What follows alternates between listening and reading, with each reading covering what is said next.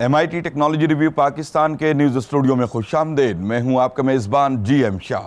News roundup का आगाज़ करते हैं।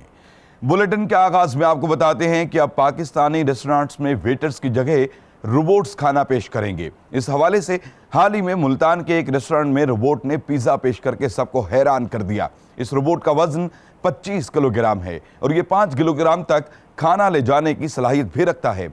इस रोबोट की मौजूद सैयद उसामा का कहना है कि उन्होंने ये रोबोट चाइनीज रेस्टोरेंट से मुतासर होकर तैयार किया है, जहां रिवायती वेटर्स की जगह रोबोट्स काम करते हैं। और अब आपको बताते हैं कि माहिरीन ने कागज का ड्रोन तैयार कर लिया है। ये न सिर्फ वजन में हल्का है बल्कि रिवायती ड्रोन के निस्बतन सस्ता भी है। 2 पाउंड का वजन रखने वाला ये ड्रोन एक मरतबा की डिलीवरी के लिए बनाया गया है, जिसको दूर दराज इलाकों में अद्वियात वगैरह पहुंचाने के लिए इस्तेमाल किया जाएगा। इस ड्रोन को पेपर ड्रोन के नाम से मंसूब किया गया है। और बुलेटिन के आखिर में आपको बताते हैं कि मारूफ रोबोट्स बनाने वाली कंपनी बूस्टन डायनामिक्स ने फलाही काम सरअंजाम देने के लिए एक नया रोबोट तैयार कर लिया है। ये रोबोट इंसानों की निस्बत ज्यादा फुर्तीला है। ये 6.5 फुट लंबा है और 4 फुट तक उछलने की सलाहियत रखता है। ये ड्रोन 100 पाउंड तक वजन उठाने की सलाहियत रखता है। इसके अलावा ये 9 मील फी घंटा की रफ्तार से सीधी सतह जमीन पर चल सकता है।